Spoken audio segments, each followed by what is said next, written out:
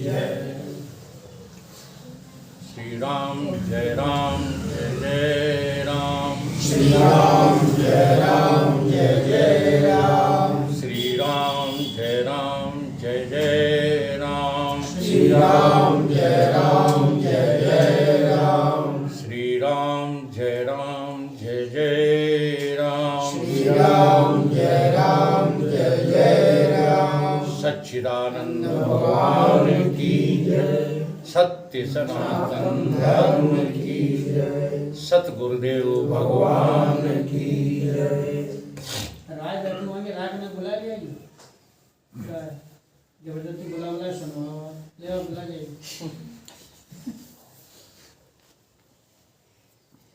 आदि गुरु शंकराचार्य कृत दृग दृश्य विवेक, दृष्टा और दृश्य का विवेक नामक पुस्तक ये यहाँ चल रही है। इसका श्लोक नंबर है 16।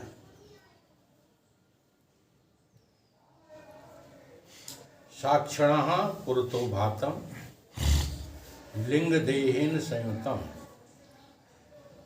चित छाया समावेश तत्जीवः स्याद व्यवहारिका। अर्थात साक्षी चेतन अधिष्ठान है, स्थूल शरीर से युक्त हुआ लिंग शरीर चित्त प्रतिबिंब के प्रवेश से व्यवहारिक जीव बन जाता है। इस श्लोक का अर्थ क्या है कि जीव के 3 रूप हैं, यानी हमारे हम और आप जीव हैं। साधना करते समय कौन है? जीव है। हमारे 3 रूप हैं। एक का नाम है साक्षी और दूसरे का नाम है लिंग शरीर और तीसरे का नाम है स्थूल शरीर। तो जो साक्षी है वो चेतन है और उस चेतन की जो छाया है, चिद प्रतिबिंब, वो इनमें प्रवेश करती। जैसे हम लोग कहते नहीं कि सब में चेतन है, तो सब में चेतन का अर्थ यही है, चेतन की छाया ही सब में प्रवेश करती है। चेतन को प्रवेश करने की क्या आवश्यकता है? क्योंकि चेतन तो सर्वत्र है, चेतन का तो कहीं अभाव है ही नहीं। 2 तरह का चेतन है, सामान्य चेतन जिसका कहीं अभाव नहीं, लेकिन अब उसे जब विशेषता धारण करनी है तो उसकी छाया करेगी। छाया में इतनी ताकत है और होती है, छाया दुगणित ताकतवर होती है। जैसे आपने कभी आइसक्रीम खाई है? मैंगो, संतरा, कोको कोला खाई है? हाँ। तो जब आप आइसक्रीम खा लेंगे और वो नकली है, वो असल में मैंगो की छाया है। बात समझिए, संतरा की छाया है, कोको की जो है छाया है, वो छाया इतना प्रभाव कर जाती है आपके ऊपर कि आपको डकारें आने लगती है। काई की? संतरा की, मैंगो की आने लगती है कि नहीं? जबकि वो मैंगो नहीं है, वो तो मैंगो की का एसेंस है। तो ऐसे ही एक नकली सत्य है, एक सत्य है जो सामान्य रूप से सर्वत्र है, चेतन, और एक चेतन की छाया है। इसका भीतर अनुभव होता है, लेकिन होगा तभी जब आपके पास विवेक और वैराग्य होगा। विवेक वैराग्य के अभाव में आप कितने बड़े विद्वान बन जाना, आपको अंतर्मुखी अनुभव नहीं हो पाएंगे। तो शर्त है ये कि पहले संसार के सामान का तो त्याग करो। संसार के सामान को चपेटे रहोगे तो ये चिद छाया का पता नहीं लगेगा। तो यही चिद छाया सूक्ष्म लिंग शरीर में और स्थूल शरीर में प्रवेश करके व्यवहारिक बन रही है। श्लोक ये कह रहा है। अब इसकी व्याख्या में अंतःकरण और चिद छाया, सूक्ष्म शरीर और चिद छाया, लिंग शरीर और चिद छाया जब इस देह के साथ संयुक्त होते हैं तब वो व्यवहारिक जीव बन जाता है। तो 3 तरह के जीवों का वर्णन शास्त्रों में आया है। एक व्यवहारिक जीव, एक प्रातिभाषिक जीव और तीसरा परमार्थिक जीव। इन तीनों प्रकार के जीवों को जब हम अहम करके देखते हैं, अहम करके अनुभव करते हैं, तो 2 प्रकार के जीव जो है वो माइक निकलते हैं, माया की देन है। कैसे? अज्ञान, किसका अज्ञान? आत्मा का अज्ञान। तो अज्ञान और माया, प्रकृति, ठीक है, और देह और संसार, ये सब एक ही चीज के नाम हैं, ये अलग अलग चीजें नहीं हैं। अज्ञान और अज्ञान से प्रकृति, प्रकृति से जो है माया, और माया से जीव, और जीव से फिर देह और संसार, ये सब एक ही चीज के नाम है। इसलिए कहा जाता है कि ये तो तीनों काल में है ही नहीं। तो आपकी ये 3 सत्ता है, अपनी इन तीनों सत्ताओं को पहचान के इनका हमें त्याग करना है। 2 सत्ताएं माहिक हैं, और कौन सी? प्रातिभाषिक सत्ता और व्यवहारिक सत्ता। केवल परमार्थिक सत्ता ही सत्य है।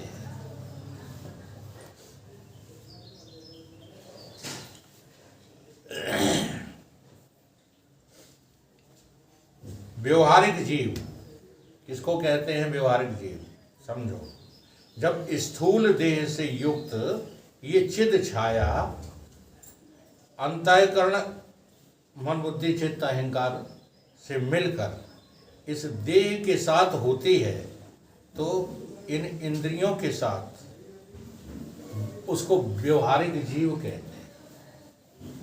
तो व्यवहारिक जीव की संरचना क्या है?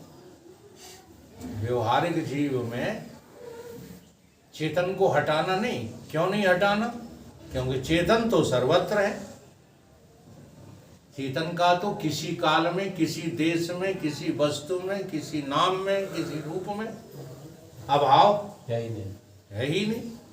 इसलिए उसको तो हटाना नहीं। स्वयं चेतन और चेतन की छाया, चेतन की छाया ने प्रवेश किया कहाँ? अंतःकरण में। ये प्रक्रिया समझ लो। तो कहते नहीं अंतःकरण कहाँ से आ गया, ये प्रश्न बहुत लोग करते हैं। वो करते वही है जो अंतर्मुखी होना जानते हैं। तो कहीं से आ नहीं गया है। चेतन की छाया में इतनी जो है क्षमता है कि वो सब कल्पित कर लेती है। ये तुम्हारी कल्पना है सब।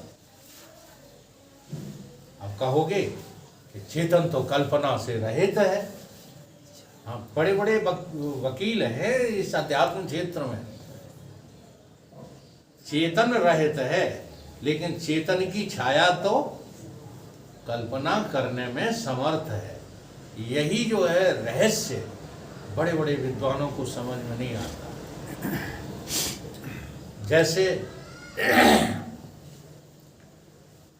किसी बल्ब में से रोशनी निकली, ईमानदारी से बताना, बिजली निकली कि रोशनी निकली?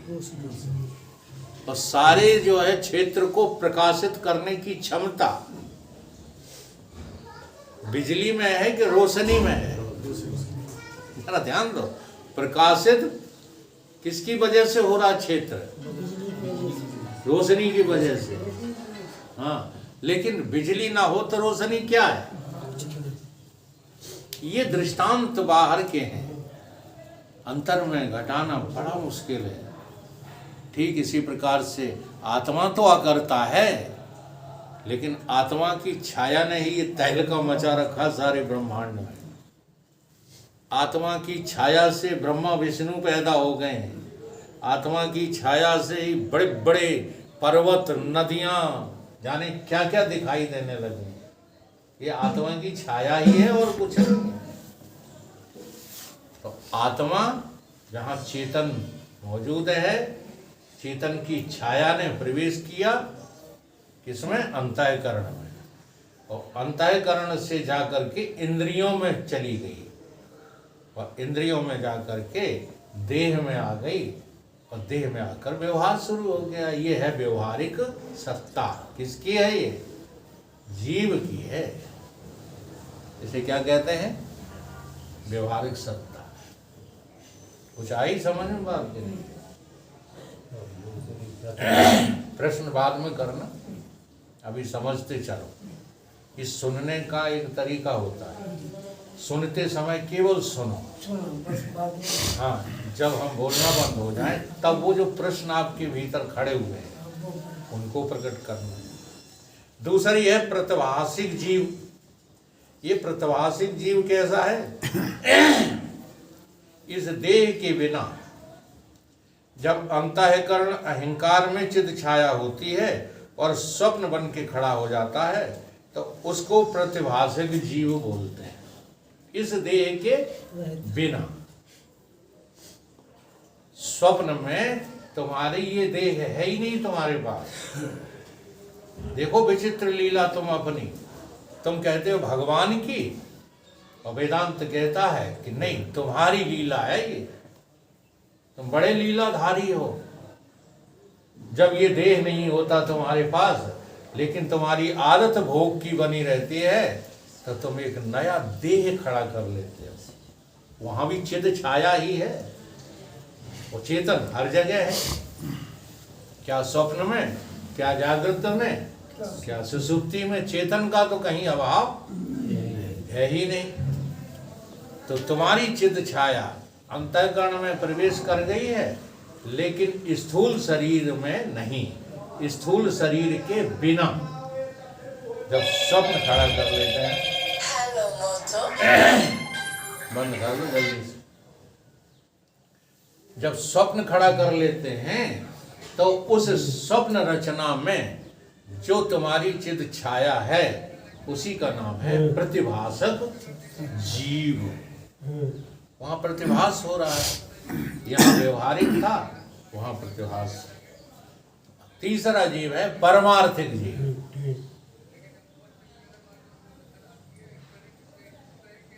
परमार्थिक जीव क्या है? प्रतिभासिक जीव के परमात्मा से मिलन होने पर उसी की परमार्थिक संज्ञा दी जाती है। अब ये तुम्हारी जो चिद छाया है, चिदाभास, ये चिदाभास जब स्थूल शरीर को त्याग देता है, कहाँ त्यागता है? अपने ही आयुध में। आयुध क्या है? बुद्धि। ये चिदाभास बुद्धि के द्वारा व्यवहार त्याग देता है। व्यवहार त्यागना क्या है? व्यवहार करना नहीं छोड़ देता है। व्यवहारिक सत्ता झूठी समझ कर के व्यवहार करता है। व्यवहार को कंठ में लटका लेता है, भीतर नहीं जाने देता, चलता रहता है व्यवहार, और बहुत अच्छा चलता है। अज्ञानियों की अपेक्षा ज्ञानियों का व्यवहार बहुत अच्छा चलता है। ज्ञानी ईमानदार रहेगा भी रोटी खाएगा कि नहीं खाएगा, हैं? ज्ञानी किसी को दुख नहीं देगा, सबको सुख पहुंचाने में लगा रहेगा, लेकिन फिर भी उसका अपमान करते हैं लोग, करते हैं, पर ज्ञानी पे कोई फर्क नहीं पड़ता। तो देखो है सुपर व्यवहार। तुम्हारा अज्ञानी का अपमान हो जाए तो कहो जहर खा के मर जाए। ये जितने भी हत्याकांड हो रहे हैं, ये क्यों हो रहे हैं? जीव को अपना पता ना होने के कारण से ही तो हो रहे हैं। नहीं, जिसको मार रहे हो वो भी तुम ही हो, ठीक, और जो मार रहा है वो भी तुम ही हो। अब विवेक इसमें क्या करे? विवेक कहे कि अगर सामने वाला अधर्मी है, ठीक है, तो मत परवाह करो जीने की, लगा दो बाजी जान की। अगर पाकिस्तान हमला कर रहा है तो जवाब काय से देना चाहिए? ईंट का पत्थर से। हाँ जी, ये ज्ञानी की समझ है। और अगर सामने वाला निरीह है, निर्दोष है, कोई बात नहीं है, अधार्मिकता फैली हुई है, इस कारण से बेचारे की बुद्धि खराब हो गई है पड़ोसी की, तो उसे जान से मार देना चाहिए, तब ज्ञानी हो तुम। लेकिन आजकल लोग उसी को कहते वाह साहब कमाल कर दिया, उसने अपने दुश्मन को खत्म कर दिया। अपना बदला ले। हाँ, तो ये सब नासमझी की बातें हैं। समझदार के व्यवहार जैसा नासमझ कभी व्यवहार कर ही नहीं पाता। इसलिए महात्मा गांधी समझदार थे। महात्मा गांधी हाँ गीता पाठी थे, उपनिषदों का अध्ययन किए हुए थे, महात्माओं की संगत किए हुए थे, बड़े बड़े ब्रह्मज्ञानी उस समय मौजूद थे। अब तो ब्रह्मज्ञानियों का अकाल पड़ गया है। जी हाँ, ढूंढने निकलोगे करोड़ों में कोई एक मिल जाए तो मिल जाए, ब्रह्मज्ञानी संत नहीं मिल रहे हो। ब्रह्मज्ञान बोलने वाले तो मिल रहे हैं, हाँ, लेकिन ब्रह्मज्ञानी नहीं मिले। ब्रह्मज्ञानी नहीं मिले। इस प्रकार से जो है व्यवहारिक कार्य प्रतिभाषिक सत्ता, अब वो मिला हुआ है। देखो श्लोक का जो व्याख्या है वो क्या कह रही है कि जब चिदाभास परमात्मा से मिल जाता है, अपने चेतन से मिल जाता है। अच्छा, अब जब मिल गया चिदाभास तो मिलने के बाद फिर प्रकट होगा कि नहीं होगा? वो ज्ञानी का चिदाभास। तो जो आत्मा से जो है मिल जाते हैं उनके लिए संसार दो कौड़ी का नहीं है। लेकिन फिर भी भगवान कृष्ण कहते हैं कि देखो अर्जुन, मुझे किसी चीज की आवश्यकता नहीं है, लेकिन फिर भी मैं कर्मों में ही बरतता हूं। तो ज्ञानी कहाँ बरतेगा? कर्मों में ही बरतेगा, लेकिन रहेगा कहाँ? अपनी परमार्थिक सत्ता में रहेगा। उसका नाम है परमार्थिक सत्ता। प्रातिभाषिक जीव और व्यवहारिक जीव में अंतर क्या है? व्यवहारिक जीव और प्रतिभाषिक जीव, अभी परमार्थ नहीं, इसमें क्या अंतर है? तो प्रतिभाषिक जीव स्वप्न में रहता है, पहला अंतर। व्यवहारिक जीव जागृत में रहता है, ये अंतर है। जागृत अवस्था में व्यवहारिक जीव है और स्वप्न में प्रतिभाषिक जीव है। नाम बदल गए हैं। जैसे एक आदमी हॉस्पिटल में कौन है? डॉक्टर, ठीक है, और सत्संग सुनने जाता है तो कौन है? शिष्य है। पत्नी के पास जाता है तो पति है, माता के पास जाता है तो बेटा है कि नहीं? आदमी कितने हैं? ऐसे चिदाभास एक ही है। जब यहाँ व्यवहार में आता है तो जागृत अवस्था कहलाती है उसकी, और प्रतिभास में पहुंचता है तो स्वप्न अवस्था कहलाती है उसकी, और अज्ञान में चला जाता है तो सुसुप्ति अवस्था उसी की है। आत्मा को न सोना पड़ता है न जागना पड़ता है, वो तो सदैव एक रस रहती है। तो जीव भाव की निवृत्ति कौन से? प्रातिभाषिक जीव भाव की निवृत्ति व्यवहारिक जीव भाव में आने से हो जाती है। ये अनुभव हो रहा है कि नहीं? प्रातिभाषिक जीव कौन सा है? स्वप्ने वाला। और सपने से आंख खुली तो स्वप्न गया कि नहीं गया? बोलो, तो ये बात समझ में आ रही है? प्रातिभाषिक जीव की निवृत्ति व्यवहारिक जीव से हो जाती है, परंतु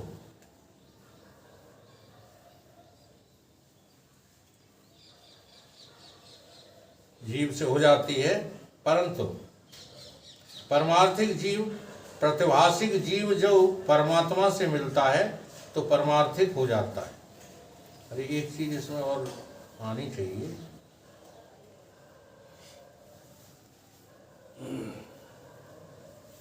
हाँ, जब जीव व्यवहारिक देह में आ जाता है तब स्वप्न की निवृत्ति हो जाती है।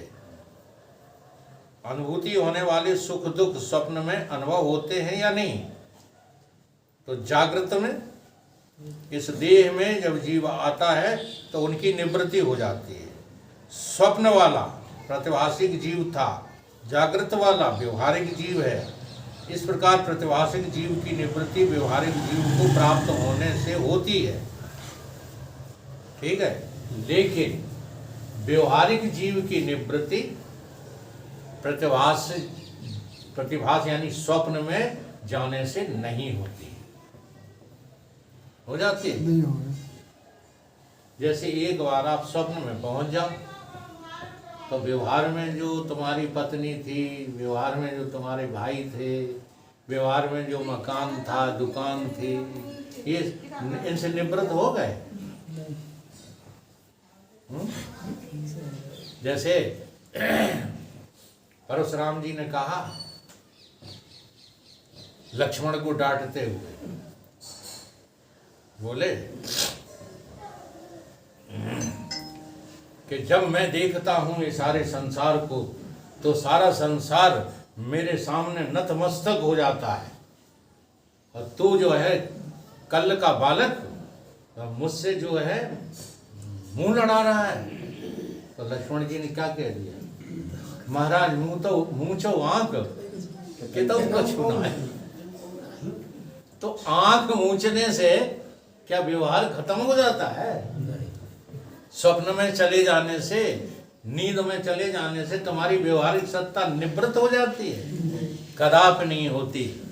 इसलिए व्यवहारिक सत्ता को यदि निवृत्त करना है तो स्वप्न सुषुप्ति में जाने से नहीं, परमार्थ में जाने से होगी। जब तुम परमार्थ सत्ता को प्राप्त हो जाओगे तो व्यवहारिक सत्ता कल्पित रह जाती है, फिर ये सत्य नहीं रहती।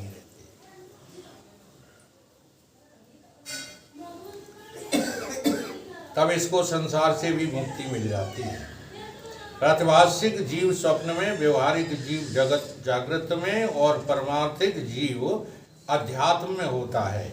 यही चिदाभास जब चैतन्य हूँ, जब मैं ब्रह्म हूँ, जब मैं आत्मा हूँ, ऐसा अनुभव करता है, तब संसार नाम की कोई चीज नहीं रहती। सुन रहे हो हरि सेवक? नहीं सुन रहे? सुन रहा है। हाँ। इस तरह कहा जाता है, वैसे झूठा नहीं चिल्लाया जाता कि हम ब्रह्म हैं, हम ब्रह्म हैं, और घरे पहुंचे तो क्यों हैं?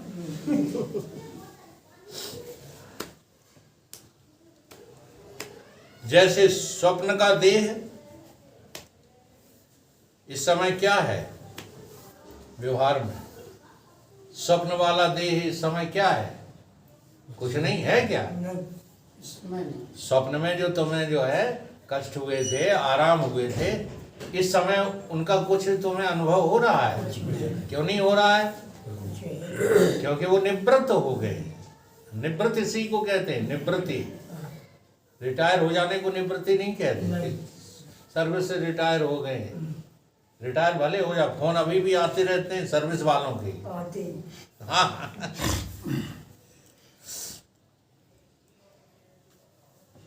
तो देहो हम वाला ये व्यवहारिक जीव ही है जो देह को मैं माने बैठा है। अब कहते भले रहो आत्मा, अहम आत्मा, ब्रह्म, ब्रह्मास्मि, मैं ब्रह्म हूँ, मैं ब्रह्म हूँ, चिल्लाते रहो, लेकिन तुम्हें लगता क्या देह हो कि ब्रह्म हो? तो ये व्यवहारिक जीव है। व्यवहारिक जीव हुआ तब स्वप्न से छुट्टी। यही जीव जब देहो हम की बजाय शिवो हम चैतन्य अनुभव करेगा तो इस जीव का नाम परमार्थिक जीव हो जाएगा। तो यही जीव मुक्त हो जाएगा। इसी का नाम क्या है? मोक्ष है। इसी को हम शरीर के भीतर साक्षी की संज्ञा देते हैं। क्या देते हैं? साक्षी की संज्ञा। और कभी शरीर में ना आना चाहो तो तुम्हारा नाम ही व्यष्टि समष्टि में ब्रह्म है। साक्षी ही ब्रह्म है, ब्रह्म ही साक्षी है। बस व्यष्टि समष्टि के उपाधि से ये दो नाम बोले जाते हैं, नहीं तो जो ब्रह्म है वही साक्षी है, जो साक्षी है वही ब्रह्म है। जगह बदल